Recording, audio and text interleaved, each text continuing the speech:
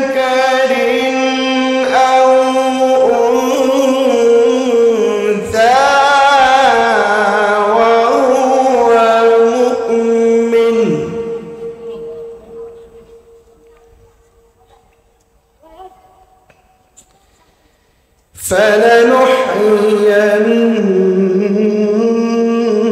فلنحيينه حياة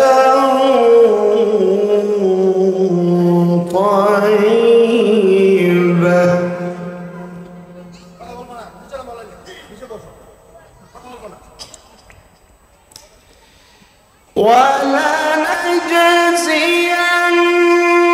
ولنجزينهم أجرهم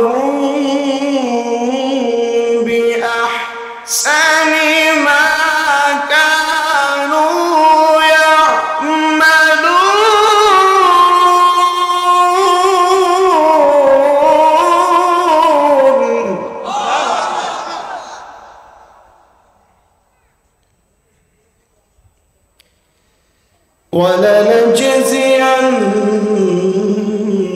ولنجزينهم أجرهم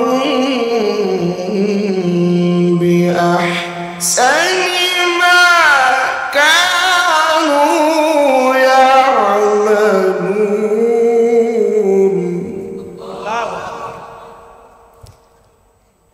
وعن أبي هريرة رضي الله عنه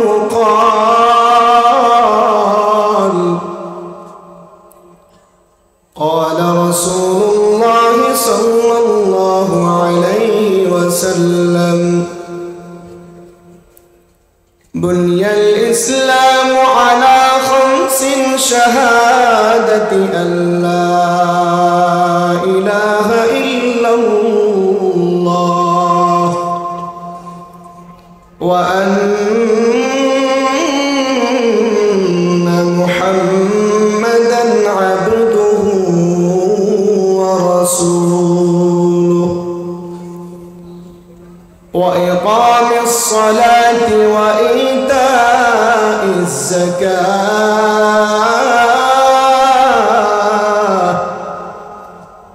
والحج وصوم رمضان.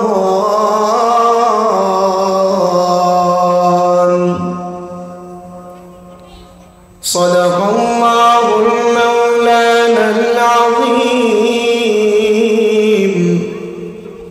وصدق رسوله النبي الكريم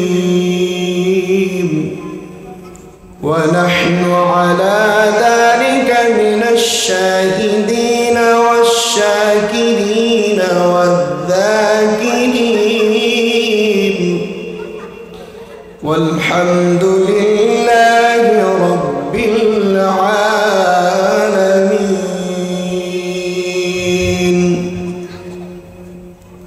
سبحانك لا علم لنا إلا ما علمتنا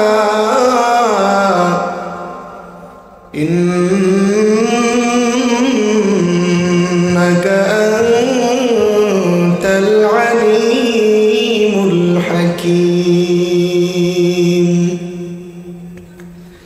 تكبير میں کلمہ میں نمازوں میں عزا میں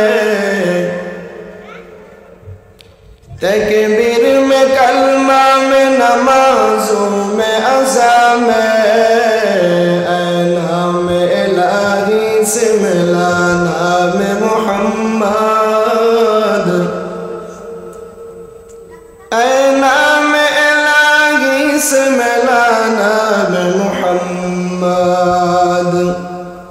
فرماتے ہیں آدم کو مجھے خلد تیری میں لکھا ہوا تو باپ ملا نام محمد لکھا ہوا تو باپ ملا نام محمد. الحمد لمن قدر خيرا وخبالا والشكر لمن صور حسنا وجمالا والشكر لمن صور حسنا وجمالا لا ضد ولا ند ولا حد لمولاه الآن كما كان ولم يلق زوالا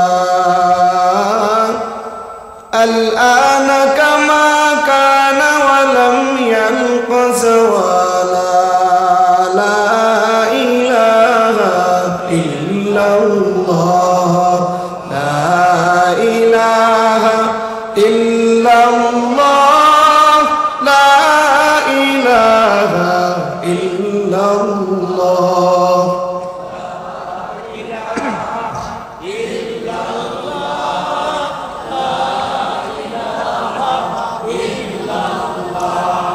لا إله إلا الله لا إله إلا الله لا إله إلا الله لا إله إلا الله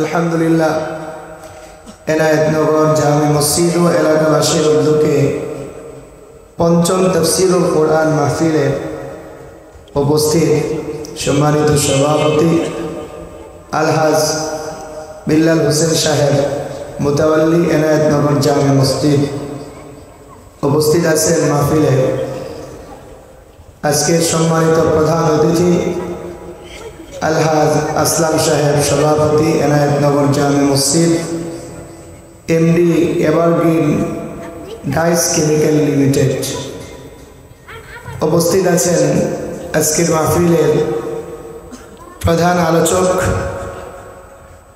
এবং বিশেষ আকর্ষণ যিনি মাগরিবের পরে আপনাদেরকে গুরুত্বপূর্ণ আলোচনা শুনিয়েছেন। আমার পূর্বে গুরুত্বপূর্ণ এতক্ষণ পর্যন্ত আলোচনা করতে ছিলেন আপনাদেরই সুপরিচিত হযরতুল আল্লাম হযরত মাওলানা মুফতি আল আমিন শেখ দামাত বারাকাতুহুম। হযরত গুরুত্বপূর্ণ অনেকগুলো কথা আপনাদের সামনে উপস্থাপন করেছেন। আল্লাহ পাক যেন এই কথাগুলোর উপরে আমল করবার তৌফিক দান করেন, বলুন আমিন। আমাকে গত 2 দিন আগে ফোনে জানানো হয়েছিল আমার বিষয়বস্তু হলো ইসলামের স্তম্ভ 5টি। আমি খুতবাতে এই হাদিসটি তেলাওয়াত করেছি এবং এই রিলেটিভ একটি কোরআনের আয়াতও তেলাওয়াত করেছি। আল্লাহ পাক যদি তৌফিক দান করে তেলাওয়াতকৃত আয়াত এবং হাদিসকে সামনে রেখে বিষয়বস্তুগুলো যেন আপনাদের সামনে উপস্থাপন করতে পারি এবং এগুলো শুনে যেন আমাদের সকলকে আল্লাহ পাক আমল করার তৌফিক দান করেন, বলুন আমিন। প্রিয় উপস্থিতি, আমি বেশি ভূমিকা আপনাদের সামনে রাখবো না। শুরুতেই আল্লাহ পাকের প্রশংসা আদায় করি, যিনি আমাদেরকে অসংখ্য অগণিত অফুরন্ত নিয়ামত দিয়েছেন, যিনি আমাদেরকে হাত দিয়েছেন, পা দিয়েছেন, চক্ষু দিয়েছেন, যিনি আমাদেরকে ব্রেন নামক একটি দামি সম্পদ দিয়েছেন। এই সব কিছুর নিয়ামত একমাত্র কে দান করেছেন? এই জন্য জবান খোলে মহাব্বতের সাথে আল্লাহ পাকের প্রশংসা আদায় করি, সকলেই বলি আলহামদুলিল্লাহ। আল্লাহ পাক যদি আমাদেরকে জবান না দিতেন তাহলে বোবা থাকতাম। পৃথিবীতে এর কোনো ঔষধ কেউ দিতে পারবেও না, এর কোনো সুস্থতাও নেই। আল্লাহ পাক যদি বহারা করে আমাদেরকে দুনিয়াতে পাঠাইতেন, এর কোনো চিকিৎসক নেই। আল্লাহ পাক যদি আমাদেরকে অন্ধ করে দুনিয়াতে পাঠাইতেন, এর কোনো নিরাময় পৃথিবীতে আবিষ্কার হয়নি। তো মহান মালিক আমাদেরকে মায়া করে, মহাব্বত করে, ভালোবেসে এই নিয়ামতগুলো না চাইতেই পরিপূর্ণ দিয়েছেন। ওই রবের প্রশংসা করার দরকার আছে না নাই? জবান খুলে আওয়াজ করে বলতে হবে আলহামদুলিল্লাহ। মাশাআল্লাহ, কিছুটা আওয়াজ হয়েছে। তবে বয়ানের এদিকে ডানে বামে পিছনে তাকাবো না ইনশাআল্লাহ। আল্লাহ পাকের নিয়ামত আদায়, শুকরিয়া আদায় করে আমরা শেষ করতে পারবো না। আল্লাহ পাকের নিয়ামত অসংখ্য, অফুরন্ত, অগণিত, যেগুলো গণনাও করা যাবে না। আল্লাহ কোরআনে কারীমের মধ্যে আল্লাহর নিয়ামতের গণনা সম্পর্কে বলেছেন, বিসমিল্লাহির রাহমানির রাহিম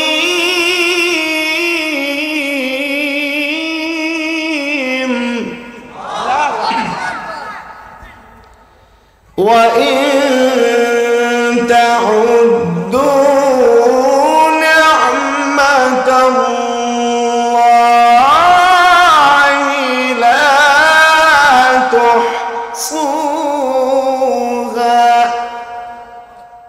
আল্লাহ পাক রব্বুল আলামিন বলেন, এ আল্লাহ পাকের বান্দারা, আমি তোমাদেরকে এত পরিমাণে নিয়ামত দান করেছি, একটা একটা করে যদি গণতে শুরু করো কখনোই গণে শেষ করতে পারবা না। এত অফুরন্ত, অগণিত নিয়ামত কে দান করেছে? জবান খুলে বলেন কে? জবান খুলে বলেন আল্লাহ। এ আল্লাহ পাকের বান্দা, আল্লাহ পাক নিয়ামত স্বরূপ বাড়ি দিয়েছে, গাড়ি দিয়েছে, টাকা দিয়েছে, বিবি দিয়েছে, স্ত্রী দিয়েছে, সন্তান দিয়েছে। এগুলো আমাদের কোনো যোগ্যতার বদলে পায় নাই। আল্লাহ পাক রব্বুল আলামিন আমাকে আপনাকে মহাব্বত করিয়া, মায়া করিয়া দিয়েছে। না হয় আমার মতো, আপনার মতো চক্ষু হারা, হাত হারা, কান হারা, জবান হারা, ব্রেন হারা, রাস্তার মাঝে অনেক ঘুরতেছে। এ আল্লাহ পাকের বান্দা, আল্লাহ পাক আমাকে আপনাকে এই সমস্ত নিয়ামত দিয়েছেন। এই নিয়ামতের সব কিছু একমাত্র শুকরিয়া আদায় হবে মহান মালিকের একমাত্র ইবাদত গোলামের মাধ্যমে, ঠিক না বেঠিক? আল্লাহ পাকের ইবাদত করবার জন্য আল্লাহ পাক রব্বুল আলামিন আমাদেরকে বাতলিয়ে দিয়েছেন, পন্থা বলে দিয়েছেন। কিভাবে আল্লাহ পাকের ইবাদত করলে আল্লাহ পাক রব্বুল আলামিন খুশি হবে, আল্লাহ পাকের পরিপূর্ণ হক ইবাদতের আদায় হবে, এগুলোর বিভিন্ন তরিকা আল্লাহর পয়গম্বর হাদিসের মধ্যে বলেছেন। আর আল্লাহ পাকের ইবাদত কিভাবে করবে আল্লাহ পাক রব্বুল আলামিন কোরআনে কারীমের মধ্যে শিরোনাম হিসাবে আল্লাহ হুকুম করেছেন।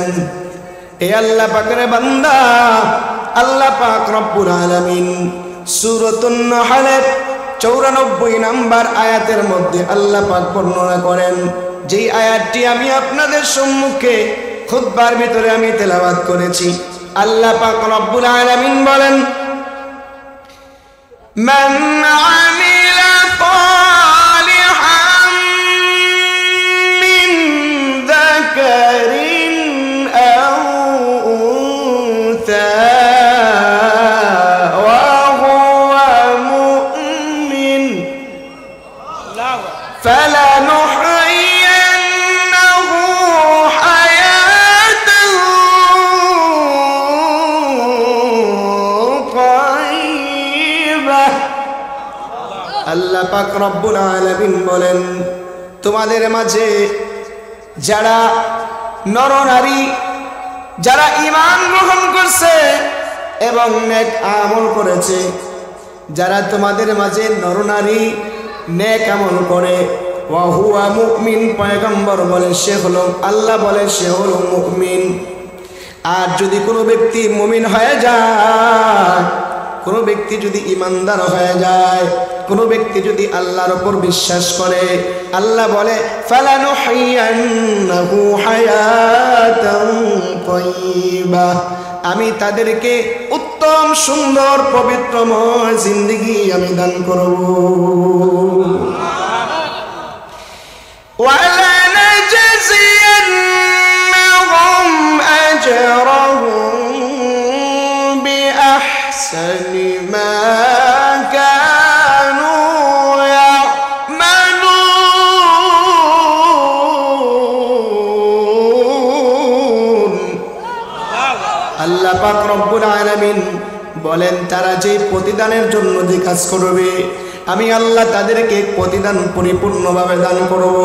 তারা দুনিয়াতে যে সমস্ত আমলগুলো করেছে, তো হাসরের ময়দানে আল্লাহ পাক রব্বুল আলামিন আমাদেরকে পরিপূর্ণ বদলা দেওয়ার জন্য আল্লাহ পাক এই আয়াতের মধ্যে বর্ণনা করেছেন। তো আল্লাহ পাক রব্বুল আলামিন বলেন, যে ব্যক্তি নেক আমল করবে সে হলো মুমিন, আর যে মুমিন হবে তাকে আল্লাহ পাক পরিপূর্ণ জীবন দান করবে, আল্লাহ পাক পবিত্রময় জিন্দেগি দান করবে। আর হাসরের ময়দানে আল্লাহ পাক রব্বুল আলামিন তাকে পরিপূর্ণ বদলা দান করবে। ও আল্লাহ পাকের বান্দা, এই জন্য আল্লাহর পয়গম্বর সর্বপ্রথম বলেছে সে হলো মুমিন। তো মুমিনকে এটা আমাদের জানার দরকার আছে না নাই?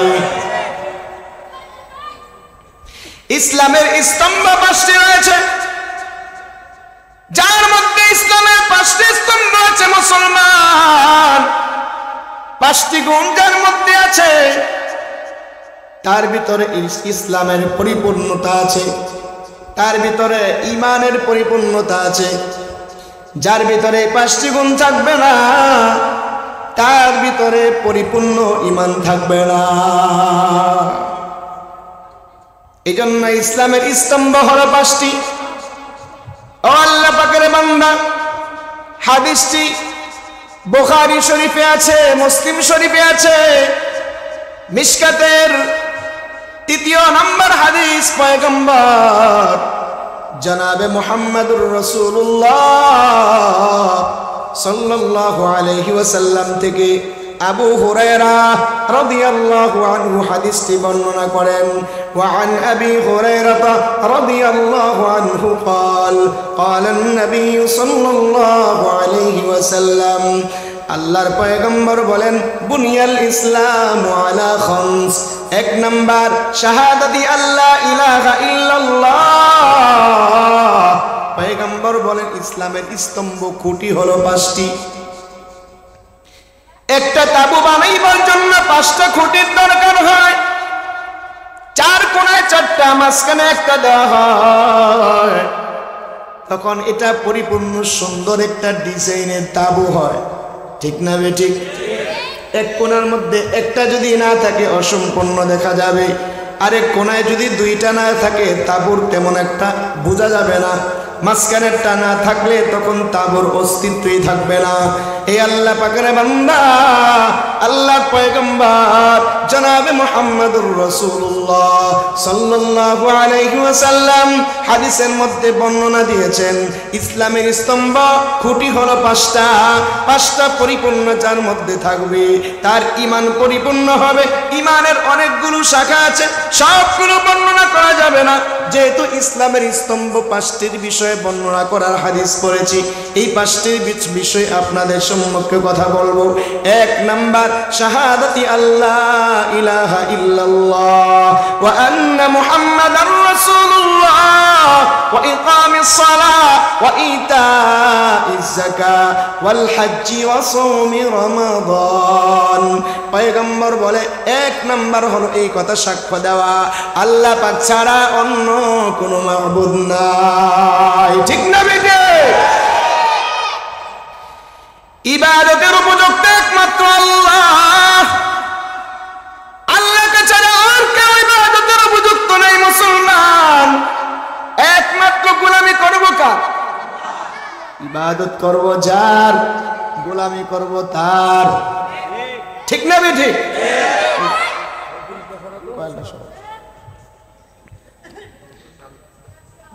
ইসলামের স্তম্ভ এক নম্বর হলো কালিমা পড়া, অন্তরের অন্তঃস্থল থেকে বিশ্বাস করা। ঈমান তিন জিনিসের নাম। এক নম্বর হলো তাসদীক বিল জিনান, অন্তরের অন্তঃস্থল থেকে বিশ্বাস করতে হবে। দ্বিতীয় নাম্বার হলো ইকরার বিল লিসান, জবানের মাধ্যমে স্বীকারোক্তি দিতে হয়। তৃতীয় নাম্বার হলো আমল বিল আরকান, আমলে পরিপূর্ণ করতে হয়। কোরআন সুন্নাহর মধ্যে যা আছে এগুলো পরিপূর্ণ আদায় করতে হয়। এই তিনটা আমলের মাধ্যমে, তিনটা বস্তুর সংমিশ্রণের মাধ্যমে পরিপূর্ণ ঈমানদার হয়ে যায়। তো কোন ব্যক্তি যদি বলে লা ইলাহা ইল্লাল্লাহ, তাহলে সে মাত্র মুসলমান হইল, ঠিক না বেঠিক? আর কোন ব্যক্তি যদি বলে লা ইলাহা ইল্লাল্লাহ, লা ইলাহা ইল্লাল্লাহ বলার দ্বারা কি ফায়দা হবে? আমার আপনার পয়গম্বর জনাব মুহাম্মদুর রাসূলুল্লাহ সাল্লাল্লাহু আলাইহি ওয়াসাল্লাম হাদিসের মধ্যে বলেন, মান ক্বালা লা ইলাহা ইল্লাল্লাহ দাখালাল জান্নাহ, যে ব্যক্তি একবার বলবে লা ইলাহা ইল্লাল্লাহ, সে জান্নাতে প্রবেশ করেই ফেলেছে। লা ইলাহা ইল্লাল্লাহ বলার দরকার আছে না নাই? জোরে বলেন আছে না নাই? লা ইলাহা ইল্লাল্লাহ যদি এক পাল্লা রাখা হয়, আসমান জমিন লৌহ কলম চন্দ্র সূর্য সব কিছু যদি আরেক পাল্লায় রাখা হয়, লা ইলাহা ইল্লাল্লাহর পাল্লাটাই ভারী হয়ে যাবে। এজন্য জিকির করে লা ইলাহা ইল্লাল্লাহ। কোন ব্যক্তি যদি লা ইলাহা ইল্লাল্লাহর জিকির করে, এক নাম্বার কথা হলো মুসলমান হইল।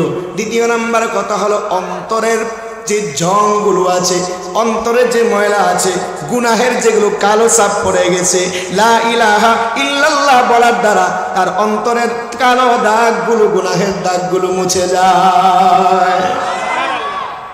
এজন্য আল্লাহ জিকির বেশি বেশি করতে কোরআনে কারীমের অসংখ্য জায়গায় আল্লাহ বর্ণনা করেছেন। আল্লাহ কোরআনে কারীমের মধ্যে বলেন, ইয়া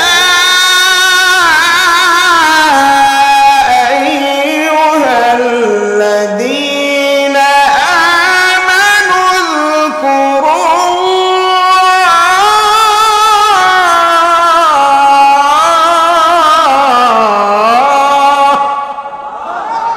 যকুরুল্লাহা যিকরান কাসীরা। আল্লাহ পাক রব্বুল আলামিন বলেন, হে মুমিনের দল, তোমরা আমার জিকির বেশি বেশি করে করো। এ বান্দা, যখন জিকির বেশি বেশি করে করো, আল্লাহ পাকের জিকির যখন করবে, আল্লাহ পাক বলে জিকির বেশি বেশি করে করো, কারণ তোমার জবানের জিকির এত ভালো লাগে, এত মহাব্বত লাগে। আল্লাহ পাক বলে তোমরা যখন জিকির করবা কম করবে না, বেশি বেশি করবে।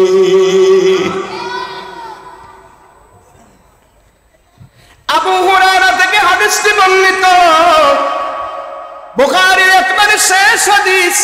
পয়গম্বর জনাব মুহাম্মদুর রাসূলুল্লাহ সাল্লাল্লাহু আলাইহি ওয়াসাল্লাম হাদিসের মধ্যে বলেন, কালিমাতানি হাবিবাতানি ইলার রহমান সাকিলাতানি সাকিলাতানি ফিল মিজান خفيفتان على اللسان ثقيلتان في الميزان سبحان الله وبحمده سبحان الله العظيم। কোন ব্যক্তি যদি একবার জবান দিয়ে বলে সুবহানাল্লাহি ওয়া বিহামদিহি সুবহানাল্লাহিল আযীম, এটার দ্বারা কি হয়? পয়গম্বর বলেন, আল্লাহ পাকের দরবারে এমন একটা জিকির আছে, এমন মায়াবী একটা দামি একটা জিকির আছে, যেই জিকিরটা উচ্চারণ করা জবানে বড় সহজ, আর এটা মিজানের পাল্লা যদি তুলে দেওয়া হয়, তাহলে মিজানের পাল্লা এতটা ভারী হয়ে যায়, যে আসমান আর জমিনের ব্যবধান হয়ে যায়। ও আল্লাহ পাকের বান্দা, ওই জিকিরের নাম হলো সুবহানাল্লাহি ওয়া বিহামদিহি সুবহানাল্লাহিল আযীম। অন্য হাদিসের মধ্যে আছে তামলাউল মিজান, মিজানের পাল্লা পরিপূর্ণ করে দেওয়া হয়। ও আল্লাহ পাকের বান্দা, এই জন্য জিকির করার দ্বারা একদিনে অন্তরের অন্তঃস্থল থেকে গুনাহগুলো মুছে যায়। অপরদিকে জিকির করার দ্বারা মহান মালিকের সাথে বান্দার একটা সুসম্পর্ক হয়। ও আল্লাহ পাকের বান্দা, এই জন্য বান্দা ঈমান গ্রহণ করার আগে, কালিমা পড়ার আগে বান্দা আল্লাহর থেকে অত্যন্ত দূরে থাকে। বান্দা যখন কালিমা পরিমা মুসলমান হয়ে যায়, জিকির করার দ্বারা বান্দা আল্লাহ পাকের কাছাকাছি চলে আসে। এ আল্লাহ পাকের বান্দা, ঈমান শিখবার জন্য, ঈমান চড়াইবার জন্য জিবরাইল আলাইহিস সালাতু ওয়াস সালাম আমার আপনার পয়গম্বরের কাছে তিনি একদিন আসিয়া ঈমান শিখায়া গেছে। হাদিসটি ওমর ইবনুল খাত্তাব রাদিয়াল্লাহু আনহু থেকে হাদিসটি বর্ণিত। عن عمر بن الخطاب رضي الله عنه قال بينما نحن عند رسول الله صلى الله عليه وسلم ذات يوم إذا طلع علينا رجل شديد بياض الثياب। আবু হযরত ওমর ইবনুল খাত্তাব রাদিয়াল্লাহু আনহু হাদিসটি বর্ণনা করেন। তিনি বলেন, আমরা একবার আল্লাহর পয়গম্বরের যখন তার মজলিসের মধ্যে বসা ছিলাম, এমন একজন ব্যক্তি আগত সে আসলো। তাকে আমরা দেখলাম তার সমস্ত বডিটার মধ্যে কাপড় পরানো আছে, একবারে দবদবে সাদা কাপড়, আর তার মাথার চুলগুলো হলো একবারে কালো, শাদীদু সাওয়াদুশ শার, আর তার মাথার চুলগুলো একবারে কালো। ওয়ালা ইউরা আলাইহি আসারুস সফর, সে দূর থেকে সফর করে আসছে এমন কোন চিহ্ন আমরা পাইলাম না। ওয়ালা ইয়ারিফু মিন্না আহাদ, এবং তাকে দেখিয়া আমাদের মাঝে কেউ চিনতেও পারলাম না। সে আসিয়া পয়গম্বরের কাছে বসলো, তার হাঁটু পয়গম্বরের হাঁটুর সাথে একবারে মিলায় বসলো। ফাসনাদা রুকবাতাইহি ইলা রুকবাতাইহি, পয়গম্বরের হাঁটুর সাথে হাঁটু মিলায় বসুন। এরপরে তার রানের উপরে, উরুর উপরে দুই হাত রাখিয়া আমার আপনার পয়গম্বর জনাবে মুহাম্মদুর রাসূলুল্লাহ সাল্লাল্লাহু আলাইহি ওয়াসাল্লামের কাছে তিনি প্রশ্ন করলেন, ইয়া মুহাম্মদ আখবিরনি আনিল ইসলাম। ও পয়গম্বর, আপনি আমাকে ইসলাম সম্পর্কে আমাকে একটু কিছু বলেন। ইসলাম কাকে বলে পয়গম্বর? আমাকে আপনি ইসলাম সম্পর্কে পরিচয় দেন। পয়গম্বর জনাবে মুহাম্মদুর রাসূলুল্লাহ সাল্লাল্লাহু আলাইহি ওয়াসাল্লাম তিনি তখন বর্ণনা দিতে শুরু করলেন, আনতা শাহাদা আল্লা ইলাহা ইল্লাল্লাহ ওয়া আন্না মুহাম্মাদার রাসূলুল্লাহ। এক নাম্বার হলো সাক্ষী দেওয়া আল্লাহ ছাড়া অন্য কোনো মাবুদ নাই, আরো সাক্ষী দেওয়া মুহাম্মাদুর রাসূলুল্লাহ সাল্লাল্লাহু আলাইহি ওয়াসাল্লাম ছাড়া মুহাম্মাদুর রাসূলুল্লাহ আল্লাহ পাকের রাসূল। এই কথাগুলো সাক্ষী দেওয়া এক নাম্বার হলো ঈমান, ইসলামের এক নাম্বার স্তম্ভ, এক নাম্বার কারণ।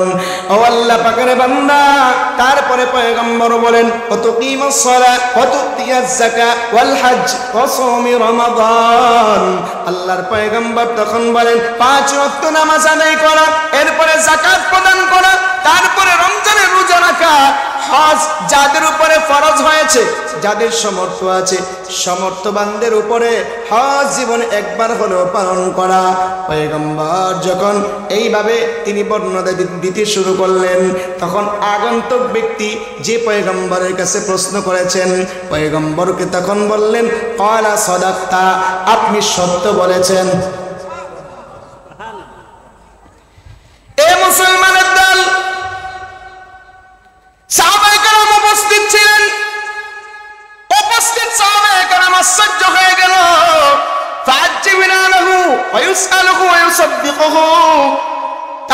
অবস্থান সম্পর্কে সাহাবায়ে কেরাম আশ্চর্য হয়ে যায়।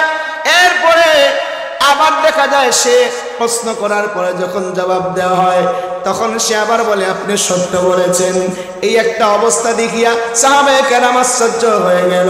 এরপরে আবার পয়গম্বরকে প্রশ্ন করলেন ফাআখবিরনি আনিল ঈমান। ও পয়গম্বর, আপনি আমাকে ঈমান সম্পর্কে বলেন, ঈমান কাকে বলা হয়? তখন আল্লাহর পয়গম্বর জনাবে মুহাম্মদুর রাসূলুল্লাহ সাল্লাল্লাহু আলাইহি ওয়াসাল্লাম বর্ণনা দিতে শুরু করলেন। আন তুমিনা বিল্লাহ ওয়া মালাইকাতিহি ওয়া কুতুবিহি ওয়া রাসূলিহি ওয়াল ইয়াউমিল আখির ওয়া তুমিনা বিল কদরি খাইরিহি ওয়া শাররিহি। এক নম্বর হলো আল্লাহর উপর ঈমান আনতে হবে। আল্লাহকে ছাড়া আর কোনো মাবুদ নাই। আসমান জমিনের সবকিছু দেখিয়া, আল্লাহ পাকের নিদর্শন দেখিয়া এগুলো বিশ্বাস করতে হবে। এর মুসলমানের দল আসমানের জমিনে যা কিছু সৃষ্টি করেছেন তিনার নাম কি?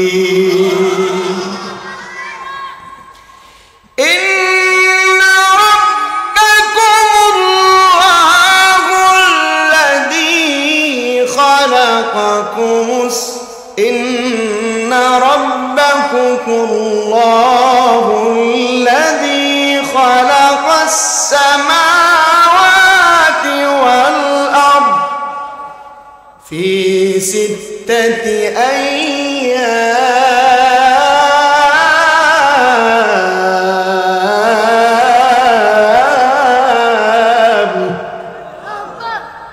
তিনি হলেন আমাদের রব, যিনি আসমান এবং জমিনকে 6 দিনে সৃষ্টি করেছে। ঠিক না বেঠে?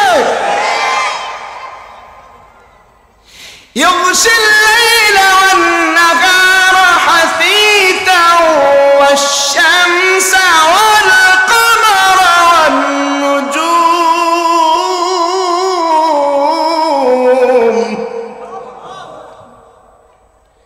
মুসাখখারাতুন بأمره ألا له الخلق والأمر فتبارك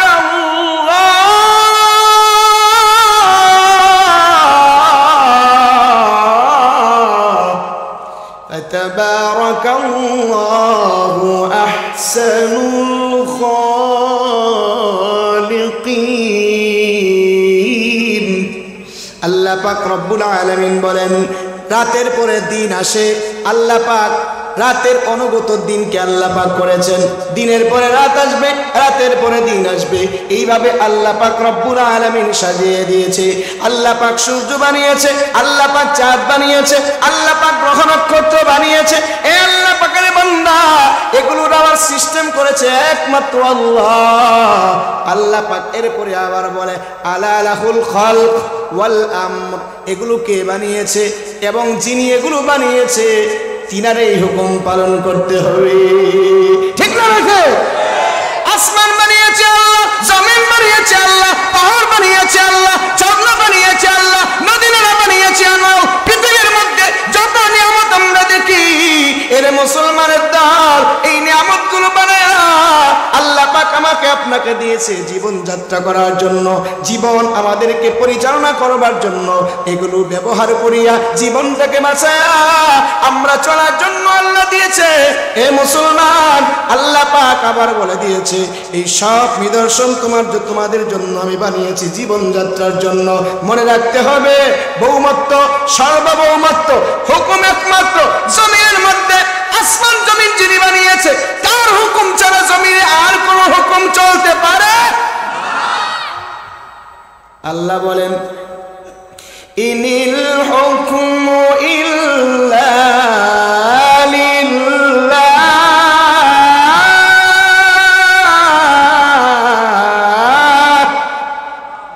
জমিন আল্লাহর, আসমান আল্লাহর, হুকুম চলবে কার? তন্ত্রমন্ত্রের, আমেরিকার, জাপানের, রাশিয়ার, চায়নার, ভারতের কোন জায়গা? বাংলাদেশে। হ্যাঁ, একমাত্র আল্লাহর হুকুম চলবে। জমিন আল্লাহ, আসমান আল্লাহ, 24 ঘন্টা যার নিয়ামতে আমরা চলতেছি তারই একমাত্র হুকুম চলবে। পৃথিবীতে আর কোনো হুকুম মানা যাবে না। ঠিক কি হবে বলে? না হয় নিমুখ হারামি হবে। 24 ঘন্টা যার নিয়ামত ভোগ করি, তার নিয়ামতের যদি না শুকরিয়া করে চলি, তাহলে তাকে কি বলা হয়? নিমুখ হারাম। আল্লাহ আমাদেরকে লালন পালন করে বাঁচায় রাখতেছে, গোলামি আরেকজনের করি। এই জন্য বিশ্বাস করতে হবে আসমান জমিন যিনি বানিয়েছেন একমাত্র তার উপরে বিশ্বাস স্থাপন করতে হবে। তার পাশাপাশি তার হুকুম অনুযায়ী গোলামি করতে হবে। এটাই ইমানের দাবি। আর যারা বলবে নামাজ পড়বো, রোজা রাখবো, সব ঠিক আছে, কিন্তু আমাকে রাজনীতি করতে হবে, আমাকে তন্ত্রমন্ত্রের কুফুরির রাজনীতি করতে হবে, আমাকে বিভিন্ন দল পার্টি করতে হবে, তাহলে মনে করবেন তার ইমানের ঝামেলা আছে। কথা ঠিক না ঠিক? কোরআন সুন্নাহ ছাড়া কোন রাজনীতি অনুসরণ করা যাবে একমাত্র রবের গোলামি করার জন্য। রাজনীতি হবে কোরআন সুন্নাহ ভিত্তিক রাজনীতি। আর যদি কোন রাজনীতির মধ্যে কোরআন সুন্নাহ না পাওয়া যায়, ওটা রাজনীতি হতে পারে না, ওটা পেটনীতি হবে।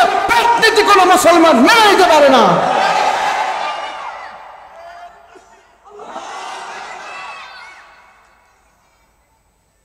শেষ।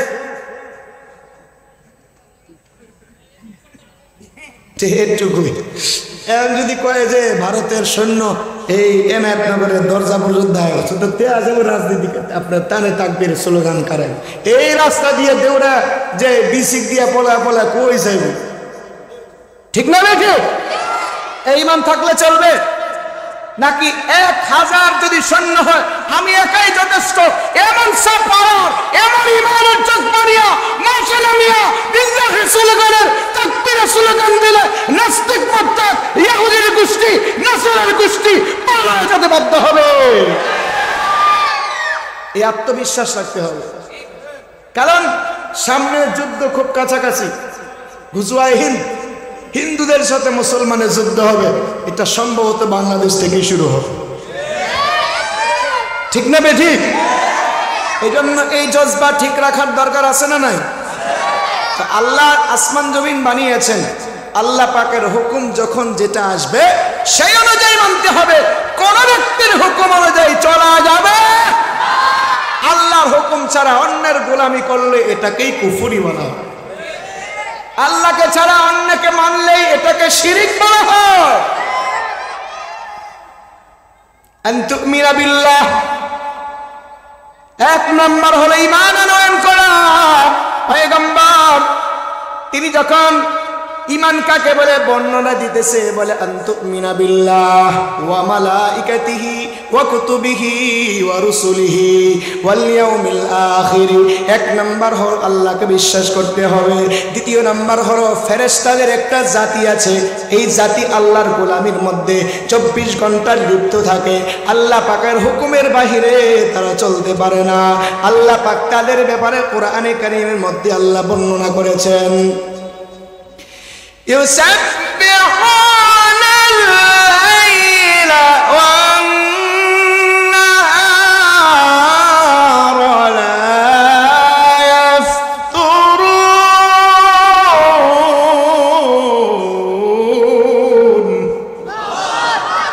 আল্লাহ বলে ফেরেশতা বলে জাতি 24 ঘন্টা মহান রবের গোলামির মধ্যে নিমজ্জিত, একটা সেকেন্ড রবের গোলামি ছাড়া বিরত থাকে না, সব সময় গোলামের মধ্যে আছে।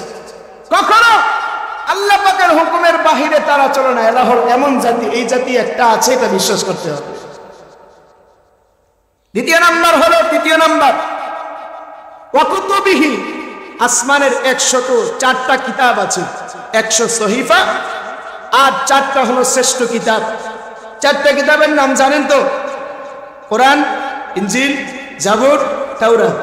আর 4টার মধ্যে শ্রেষ্ঠ কোনটা? শ্রেষ্ঠ কোনটা? কোরআন। ঠিক না বেঠিক?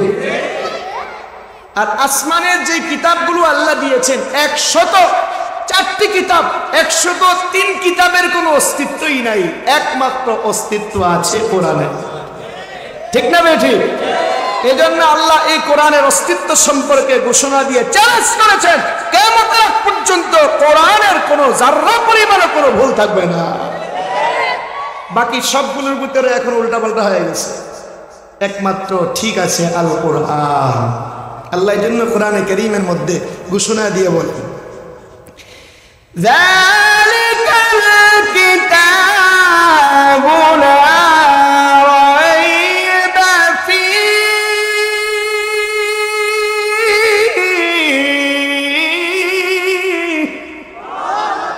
আল্লাহ বলে যালিকাল কিতাব, এটা এমন একটা কিতাব লা রাইবা ফীহি, যার মধ্যে কোনো সন্দেহ নাই, সন্দেহের অবকাশ, এটা বিশ্বাস করতে হবে। ৪র্থ নাম্বার হলো অরসুলিহি, সমস্ত নবী রাসূলদের বিশ্বাস করতে হবে। ৫ম নাম্বার ওয়াল ইয়াউমিল আখির, আখিরাতকে বিশ্বাস করতে হবে। আখিরাতে কবর, মিজান, ফুলসিরাত, জান্নাত, জাহান্নামকে বিশ্বাস করতে হবে। হাসরের ময়দানকে বিশ্বাস করতে হবে রে মুসলমান। আল্লাহ পাক হাসরের ময়দান, দুনিয়ার বাজার ভেঙে দেওয়ার পর আল্লাহ পাক আরেকটা ময়দান তৈরি করবে। আল্লাহ পাক হাসরের ময়দান তৈরি করিয়া তখন হাসরের ময়দানে আমাদেরকে আল্লাহ পাক পরিপূর্ণ বদলা আল্লাহ পাক দান করবে। ও আল্লাহ পাকের বান্দা, এগুলো পরিপূর্ণভাবে বিশ্বাস করার নাম হলো ঈমান। ওয়া তুমিনা বিল কদরি খায়রিহি ওয়া শাররিহি, এবং আরো বিশ্বাস করতে হবে আল্লাহ পাক রব্বুল আলামিনের পক্ষ থেকে ভালো মন্দ সব কিছু হয়। আল্লাহ পাককে ছাড়া আর কিছু কেউ করতে পারে না। আল্লাহ পাক যা কিছু করে ভালোর জন্যই করে। ভালো আল্লাহ পাকের পক্ষ থেকে হয়, মন্দ আল্লাহ পাকের পক্ষ থেকে হয়। এগুলো মানার নাম, এগুলো জানার নাম হলো ঈমান। হে মুসলমানের দল, ঈমানের আরেকটা বিপরীত একটা বিষয় আছে, ওটাকে কুফরি বলা হয়। ওটাকে কি বলা হয়? প্রত্যেকটা বস্তুর আলাদা আরেকটা বিপরীত একটা বিষয় থাকে।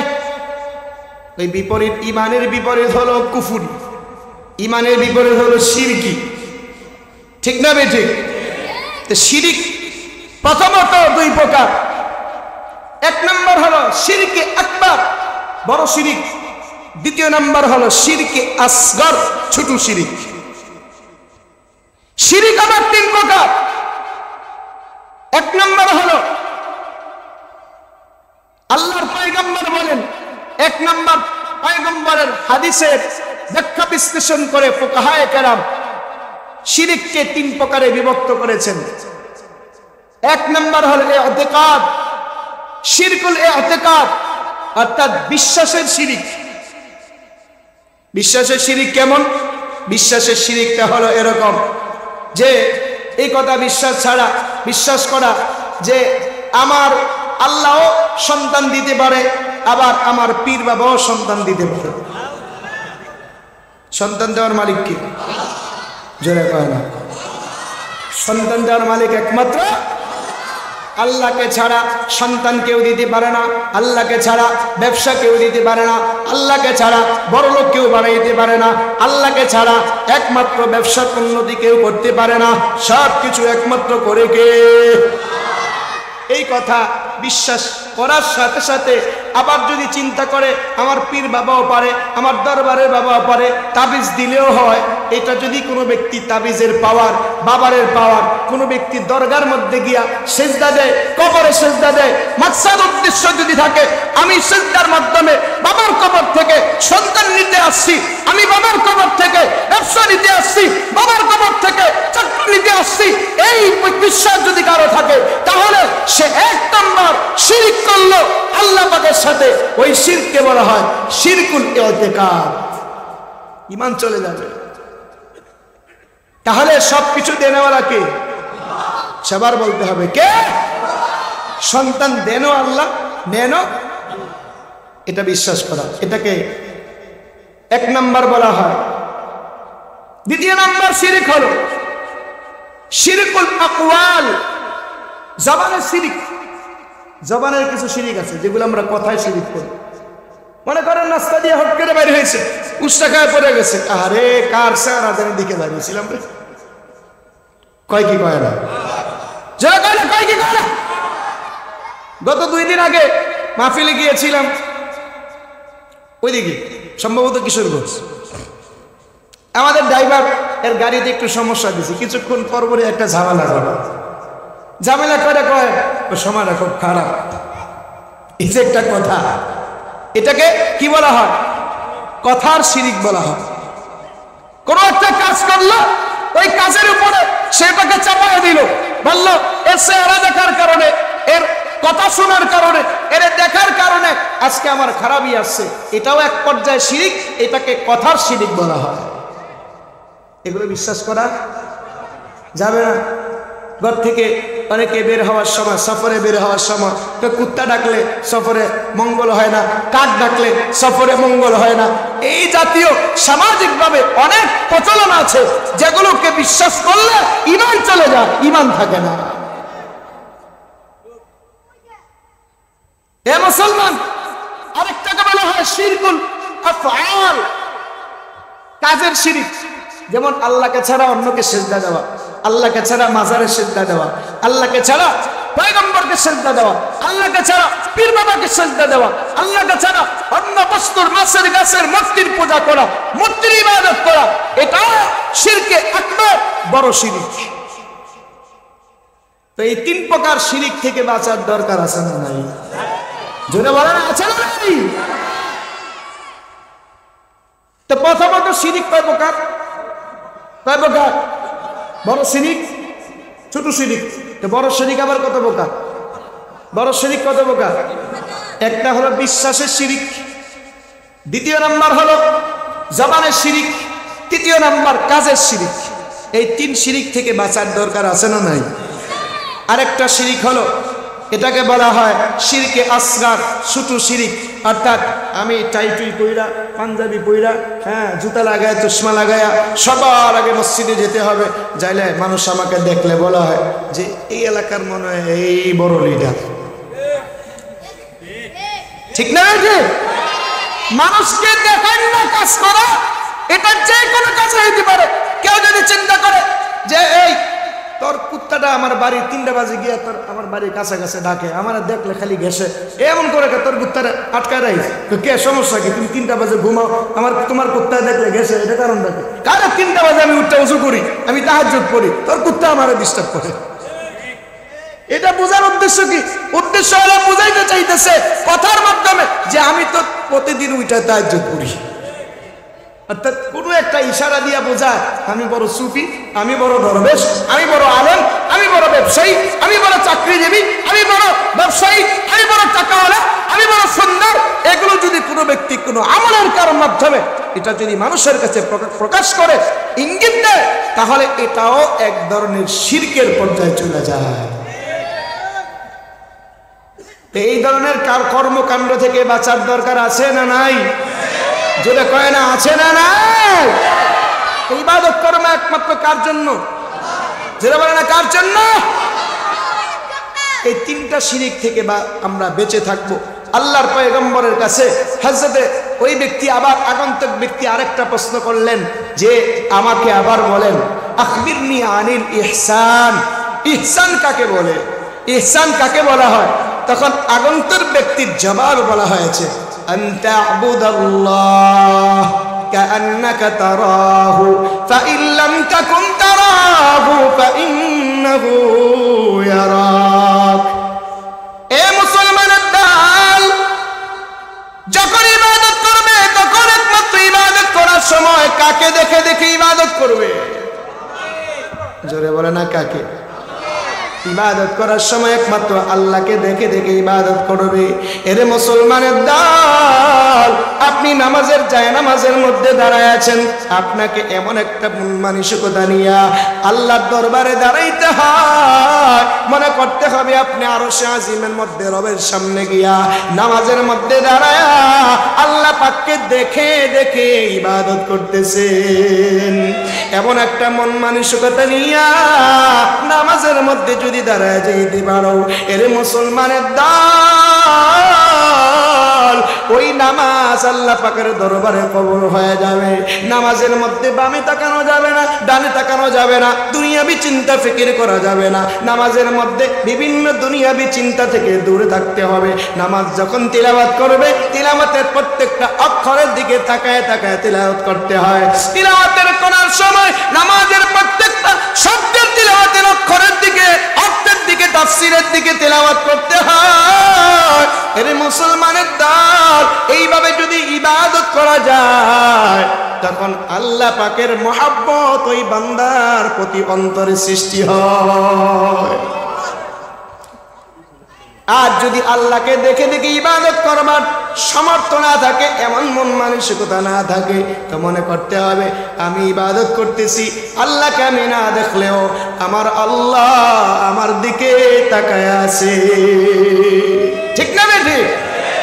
আনতা আবুদাল্লাহ কান্নাকা তারাহু ফাইন লাম তাকুন তারাহু ফাইন্নাহু ইয়ারাক। এমন চিন্তা করবে আমি আল্লাহকে না দেখলেও আমার কর্মকাণ্ডের দিকে, আমার নামাজের দিকে, আমার জিকিরের দিকে, আমার তাসবিহ তাহলিলিয়াতের দিকে, আমার দান সদকার দিকে, আমার সব কিছু আল্লাহ একমাত্র পর্যবেক্ষণ করতেছে। আল্লাহ পাক রব্বুল আলামিন আমার সব কিছু দেখে। দেখে তো দেখে, এমন কিছু আল্লাহ পাক দেখে আমার অন্তরের ভিতরে যা আছে তাও দেখে। আল্লাহু আলিমুন বিযাতিস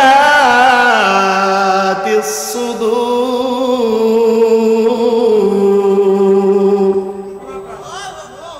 আল্লাহ বলে, বান্দা আমি তোমার অন্তরের অন্তঃস্থলের পর্যন্ত খবর জানি। এই জন্য অন্তরের কথাগুলো আমাদেরকে চিন্তা ফিকির করিয়া করতে হয়। অন্তরকে পরিপূর্ণ করিয়া, অন্তরকে পরিষ্কার করিয়া নামাজের মধ্যে দাঁড়াইতে হয়। নামাজের মধ্যে ইবাদত করব একমাত্র আল্লাহকে দেখে দেখে।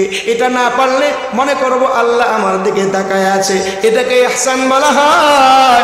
তখন ওই আগন্তুক পয়গম্বরকে বললেন, পয়গম্বর আপনি সত্য বলেছেন। এরপরে আবার প্রশ্ন করেছে, ও পয়গম্বর কিয়ামতের আলামত, কিয়ামত কখন হবে? আখবিরনি আনিস সাআ, আপনি আমাকে কিয়ামত কখন হবে আপনি আমাকে বলেন। কোন দিন হবে, কোন সময় হবে সেই সম্পর্কে বলেন। পয়গম্বর জনাবে মুহাম্মদুর রাসূলুল্লাহ সাল্লাল্লাহু আলাইহি ওয়াসাল্লাম জবাবে বলেন, মান মাসউলু আনহা বিআ'লামা মিনাস সাইল। প্রশ্নকারীর চেয়ে জবাবদাতা বা বেশি কিছু জানে না। অর্থাৎ তুমি যেরকম জানো আমিও এরকম জানি। কিয়ামত সম্পর্কে আল্লাহকে ছাড়া কেউ এটার বিষয়ে জানে না। এমন 5টা ইলম আছে আল্লাহকে ছাড়া কেউ জানে না। সুবহানাল্লাহ কয় না? ইন্নাল্লাহা ইনদাহু ইলমুস সাআহ ওয়া ইউনাজ্জিলুল গায়থ ওয়া ইয়া'লামু মা ফিল আরহাম ওয়া মা তাদরি নাফসুম মাযা গাদা وما تدري نفس بأي أرض تموت। আল্লাহ পাক রব্বুল আলামিন বলেন, কিয়ামত সম্পর্কে কখন কিয়ামত হবে পৃথিবীর কেউ এই সম্পর্কে জানে না, একমাত্র জানে আল্লাহ। আল্লাহকে ছাড়া কিয়ামতের কখন হবে কেউ জানে। ইউনাজ্জিলুল গায়স, আসমান থেকে কখন বৃষ্টি হবে আল্লাহকে ছাড়া কেউ জানে না। ওয়া ইয়া'লামু মা ফিল আরহাম, মায়ের গর্ভের ভিতরে কি আছে ছেলে না মেয়ে, এটা 6 মাসের আগে কোনো ডাক্তার এমনকি মেশিন দিয়ে বলতে পারে না। আল্লাহ পাক, আপনারা তো 6 মাস পরে জানেন, আল্লাহ পাক 6000 বছর আগে অর্থাৎ পৃথিবীর শুরু থেকেই আল্লাহ যখন নির্ধারণ করেছে তখন থেকেই জানে। ঠিক না বেঠি? ওয়ামা তাদরি নাফসুম মাযা তাকসিবু গাদা, আগামীকাল কোথায় খাবো, কি খানা আছে, আমার জন্য কি বাজেট আছে, পৃথিবীর কোনো মানুষ এই সম্পর্কে জানে না। হে মুসলমানের দল, আমি কোথায় মৃত্যুবরণ করব, আমার মৃত্যু কোথায় আছে, একমাত্র জানে কে? এই কথা যখন পয়গম্বরকে বলা হলো, পয়গম্বর যখন জবাব দিলেন, তুমি যেরকম জানো আমি ওরকম জানি, কিয়ামত কখন হবে জানি না। পয়গম্বর তখন আবার বললেন, আখবিরনি আন আমারাতিহা, কিয়ামতের আলামত সম্পর্কে কিছু কোন, আলামত কি হইতে পারে, কিয়ামতের পূর্বে কি কি হইতে পারে। পয়গম্বর তখন আবার বললেন, আনতারিদাল আমাতু রাব্বাহা ওয়া আনতারাল খুফাতাল উরাতাল আলাতা রিয়া আশা ইয়াতাতাওয়ালুনা ফিল বুনিয়ান। পয়গম্বর বলেন, কিয়ামতের আগে এমন একটা অবস্থা হয়ে যাবে যে মনি তার বাদী অর্থাৎ কাজের লোক তার মনিবকে জন্ম দিবে। নাউজুবিল্লাহ কয় না, কাজের লোক মনিবকে জন্ম দিবে, অর্থাৎ সন্তান বড় হওয়ার পর মা বাবার সাথে এমন আচরণ করবে, মা বাবার সাথে এমন খারাপ আচরণ করবে। একজন কাজের লোকের সাথে যেমন ব্যবহার করা হয়, একজন বান্দির সাথে যেমন ব্যবহার করা হয়, একজন বুয়ার সাথে যেমন ব্যবহার করা হয়, সন্তান বড় হওয়ার পর মা বাবার সাথে ওরকম আচরণ করবে। এই মুসলমানের দল, আজকে মা বাবার সাথে খারাপ আচরণ করনেওয়ালা এরকম মানুষ জমিনের ভিতরে আছে না নাই? এটা এক নম্বর কিয়ামতের আলামত।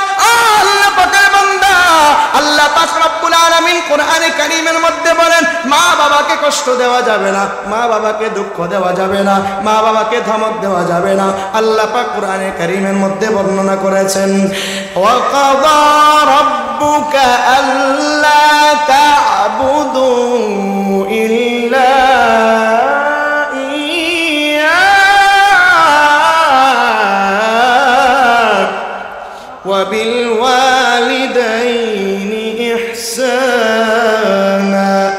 আল্লাহ বলেন, আমার ইবাদতের পরে মা বাবাকে অনুসরণ করো, মা বাবার সাথে খারাপ আচরণ করবা না, মা বাবার সাথে সুন্দর আচরণ করো, বাদীর আচরণ করবা না, কাজের লোকের আচরণ করবা না।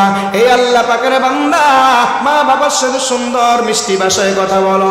মা বাবা তোমার ব্যবহার দেখিয়া উপশুদ্ধ ব্যবহার যেন না করে মুসলমান, এই জন্য মা বাবার সাথে সুন্দর আচরণ করতে হয়। আল্লাহ পাকের ইবাদতের পরে মা বাবার অনুগত হওয়া, এটা আল্লাহ পাকের দ্বিতীয় নম্বর হুকুম।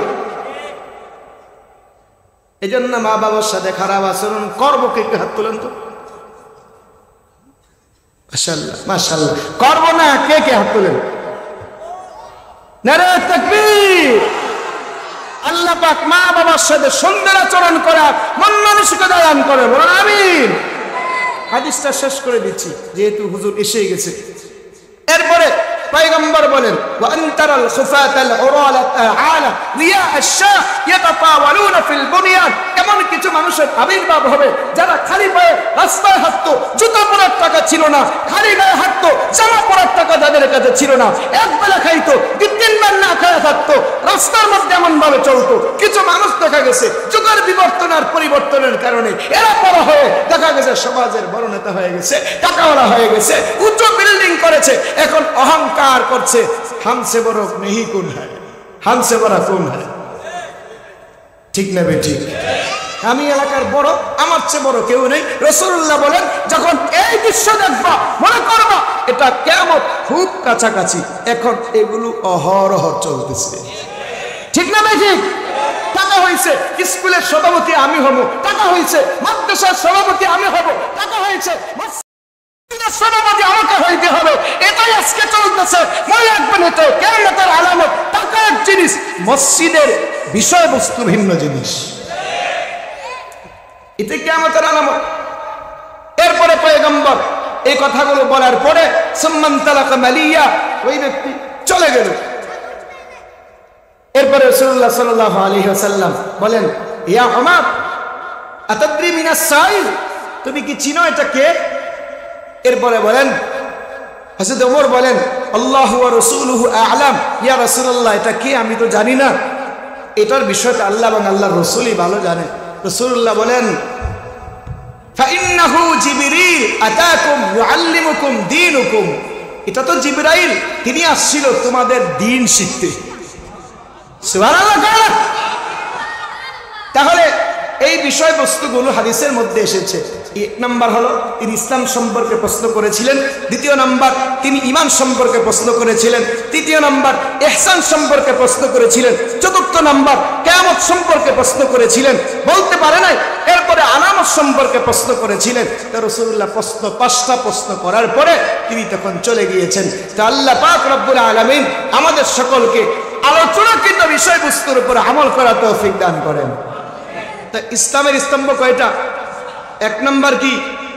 যারা বলেন এক নাম্বার কি? ঈমান। দ্বিতীয় নাম্বার নামাজ। তৃতীয় নাম্বার আল্লাহ পাক বলেন যাকাত। চতুর্থ নাম্বার হজ।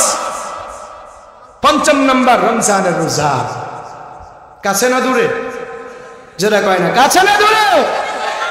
ঈমানের বিষয়ে ব্যাখ্যা করলাম। আল্লাহ যদি তৌফিক দান করে আরো তো সামনে ওয়াজ আছে, আর আমরা যেহেতু কাছাকাছি যদি রিজিক থাকে তো এক এক সিজনে এক এক মাহফিল এক একটা বিষয় আলোচনা করব। তা স্তম্ভ ইসলামের কয়টা? শেষ কথা, ইসলামের স্তম্ভ কয়টা? এক নম্বর কি? কালিমা। দ্বিতীয় নাম্বার নামাজ। তৃতীয় নাম্বার রোজা, হজ। চতুর্থ নাম্বার যাকাত। পঞ্চম নাম্বার রোজা। আল্লাহ পাক আমাদের সকলকে এই পাঁচটা হুকুম পালন করে মহান রবের যেন আমরা গোলামি করে আমরা যেন ইসলামের পাঁচটা স্তম্ভ পরিপূর্ণ করে ঈমানকে পরিপূর্ণ করে দুনিয়া থেকে বিদায় নিতে পারি। আল্লাহ পাক আমাদের সকলকে সেই তৌফিক দান করেন। হুজুর এসেছেন অনেক দূর থেকে, আমরা হযরতের বয়ান শোনার সময় উঠা বসা করবেন কে কে হাত তোলেন? করবেন না? আল্লাহ পাক শেষ পর্যন্ত থাকার তৌফিক দান ওয়াদা করেছেন। হাত কিন্তু তোলেন না। হাত তোলা না তোলা মানে ওয়াদা করেছেন। আর ওয়াদা করার নাম কি? ভঙ্গ করার নাম কি? ওয়াদা যে ভঙ্গ করে তাকে কি বলে জানেন? মুনাফিক বলে। কি বলে? তা আমরা কি মুনাফিক হইতে আসছি না মুমিন হইতে আসছি? তো মুমিন হয়ে দোয়া করে যাব ইনশাআল্লাহ। আল্লাহ পাক আমাদের সকলকে আমল করা তৌফিক দান